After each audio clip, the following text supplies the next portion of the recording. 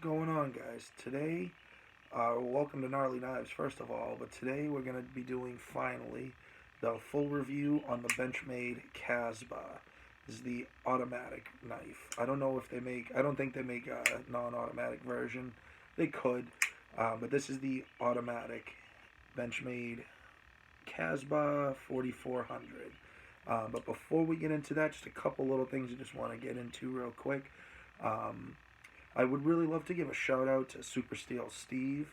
If you're not familiar with his channel, I really encourage you to check him out. He does awesome videos. He does tons of just different edge testing and even some toughness testing videos. So anyone who's familiar with Pete over at Cedric and Ada, I know I've mentioned his channel a bunch of times here because he does a lot of the cut testing, but Pete does with the cutting rope. Steve does it where he's cutting cardboard, and it's cool because he does everything out. He gives you percentages, and he does a really good job. And he's actually a really entertaining guy to watch. He's got a really cool way of looking at things, and I don't know, it's refreshing sometimes. But I really, really encourage you guys to check him out because he actually, he's one of the people. I've mentioned other people too that helped inspire me to actually do this channel. There's probably 4 or 5 different channels that were really like main inspiration for this. But Super Steel Steve is definitely one of them. He actually is an inspiration a little bit for a video I want to do this weekend. I want to do another in our Let's Talk series, and I want to discuss S30V. What made me think of it is that this is also an S30V, so I just figured, when in Rome. But just the S30V is a steel. I feel like it's a love or hate steel. Some people absolutely love it. Some people absolutely hate it. I really haven't come across that many people that are in between that they're like, it's okay, or it's all right, I don't mind it. I love S30V. Not saying it's the best steel in the world, but it's by far not the worst. So that is something we will definitely go into a lot more in that video. And like I said, do a little bit of toughness testing. What I want to do is do a Benchmade S30 and a Spyderco S30 blade, and do, like I said, with toughness testing by just smacking them, trying to use similar force is not going to be scientific at all, but just to get a little bit of an idea with how S30V handles impact. I have some, user experience stories, I guess, can kind of go with that, especially when I worked at my last job doing the property maintenance. There was a lot of things that I, put my poor Benchmade freak through, but just discussing, I know some people, it's chipping that they have issue with versus, rolling, and like I said, there's all things we're going to go into in that video, but I just wanted to give a little bit of a heads up because I think it's going to be a lot of fun. I know I'm excited about making it. Hopefully you guys will be excited about checking it out this weekend. So, all that being said, and then too, like I said, really, really highly recommend and encourage you to check out Super Steel Steve. He is a really solid dude. Just from, everything I've seen in his videos, he's definitely a dude I could definitely see myself. I'd love to get drunk with him. I think that would be a lot of fun. He seems like a really fun guy. So getting to the Benchmade Kasbah. So this is the full review. I did the first impression on this, I believe, about 3 months ago. So we'll just knock out the specs really quick for anybody who hasn't seen that yet. This, off the top of my head, I just did the measurements. I always end up forgetting. So this overall length, we're looking at 7 and 7/8 inches. We have a blade cutting edge. It's 3 3/8 inches. And then we have the blade length is 3 3/8 of an inch. The actual cutting edge, we're looking at just over 3 1/8. So there's about a 1/4 of an inch gap because you have a pretty generous choil. I definitely dig choil. I think it's a little bigger than necessary, but it's quite all right. But yeah, so you got about a 1/4 of an inch taken up by the choil, and then just the rest of the tang there. And then the handle is about 3.5 inches. It's like just hovering the line at 3.5. Oh, 4.5. I'm sorry. 4.5 inches. So the 4.5 handle, 3 3/8 blade, looking at a 7 7/8 inch blade overall. Now, this, when I bought it, it was kind of on a whim. I not really a huge automatic knives guy. I do have one other I'll show in a bit, just kind of more size comparison. But excuse me. But it's fun. I didn't think I would end up liking it as much as I did. Like I said, when I bought it, was just kind of on a whim. It was just at my local Army Navy store, and it was like just like any store, they have different tiers or different levels of knives that they sell, and the upper shelf ones, they the ones that they had were ones that I either already owned or haven't really connected with me. But I don't know. I can't leave there without buying a knife, which I guess really isn't a great habit to be in. But I saw this. I had seen it there before. I kind of played with it a little bit, just messing around, and I finally decided, yeah, I'm gonna get it. And I'm really glad that I did. It turned into me getting another one. I don't know if I'll be getting tons of automatic knives, but they are pretty cool. Like I had said, I wasn't sure if it was something I would really, really get into, because I'm not really nuts with assisted knives, like assisted opening, a lot of Kershaw knives. It's something we discussed a bit in that Let's Talk Kershaw video from, what was it, a couple weeks ago. But, with automatic, I feel like it's different. It's, I guess they close similarly. You have that little bit of that spring tension when you close it. So it's not like, your regular Benchmade or, other those knives you can just flick open and close one-handed. This you can close one-handed. It just takes a little bit of doing. You just have to hold the button down. Once you get the blade past the full open position, then it's not a big deal. But you don't want to let go, because the other couple times that I've done it, it would just fling right back. But of course now it's on camera, I wouldn't do it. But it's opened reliably every single time. I've seen just other videos, other automatic knives. Some people have issue when they hit the button, they'll only open part way or anything. I haven't had that to be an issue with this. It is opened reliably every time, and it's just fun to play with. It's pretty comfortable. It's definitely not the most comfortable handle. It is just just standard plastic. That kind of polymer. Very similar, but probably the same as like the standard Griptilian. The other knives like that. It does have good texturing on it. It's definitely will stay in your hand. Has a little bit of jimping. But you can even kind of see the texturing, and it is on both sides, but especially in the middle here, is pretty rough. Oh, that kind of picks up on camera. It's not a knife I have any concern of flying out of my hand or anything. And then, you do get a pretty decent finger guard, which also has some jimping, so, you definitely get locked in. When I first got it, the kind of this channel here where the blade goes in, definitely I think just from the molding process, definitely had a little bit of sharp plastic just kind of poking out. So if you're really like holding it tight in your hand, kind of dig into your hand a bit. Not a huge deal. I just a little bit of fine sandpaper. I think I used like 320 grit or something. Well, for wood, that's fine. For metal or, like with sharp knives are pretty coarse. But for, it was just what I had on hand. But just, I spent probably 30 seconds just running it on the inside of the channels, and it's absolutely fine now.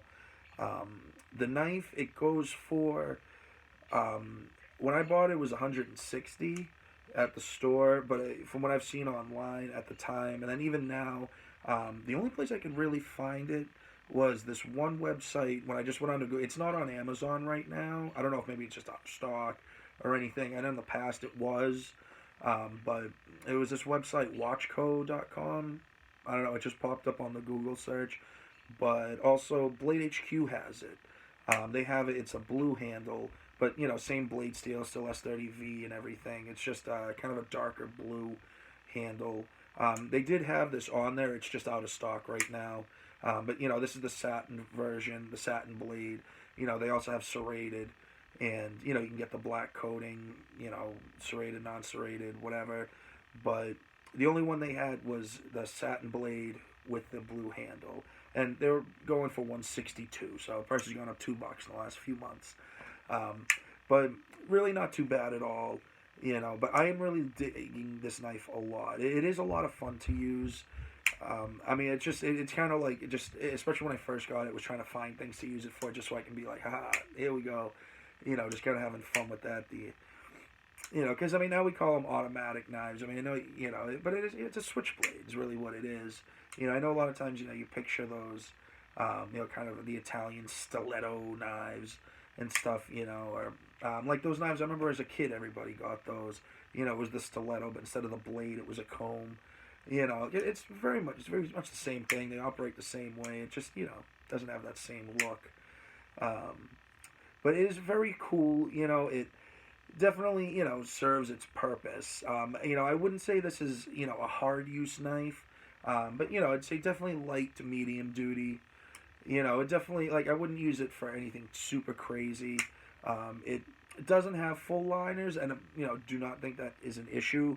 But just to throw it, it just kind of supports more of that. I don't think it's really super hard use. It's partial liners, but they only go down to about here. You can kind of see there's that little screw, so it just goes down to about here on both sides. But it's tapered. It kind of like goes in and then down. So it's not, it doesn't cover the full width across down. It's just, it kind of comes in and then goes down to where that screw is. So it's about a third, maybe a little over a third, but less than a half of the actual handle has that tang in it, or not the tang, the liners. And one thing I'll say too, I was actually pretty happy with and impressed. Though it's not usually an issue, but it is completely dead center. Full dead centering right there. And on a Benchmade, that's crazy. I mean, like I said, I always like to joke. I mean, that really doesn't bother me. As long as the blade isn't rubbing, I really could care less. But it does exist. They are out there. There are, well-centered Benchmades, I promise. You just got to find them. But that's also a good benefit, too, of buying things in the store.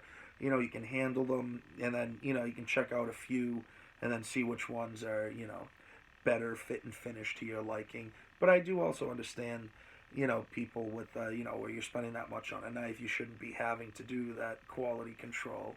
And I definitely see both sides of the argument. I don't think one side is more right or wrong than the other.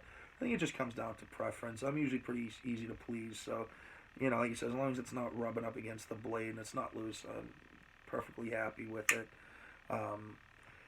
So I will show. So this was another automatic knife that I got actually at the same place, but one of their other stores. This is one I bought up in New Hampshire, and this is one I got here in Mass. But this one is the SOG Spec Elite 2 Auto. So this one, I don't know. This one's definitely more tactical and everything. With the shape of it, you have kind of that, cross guard almost.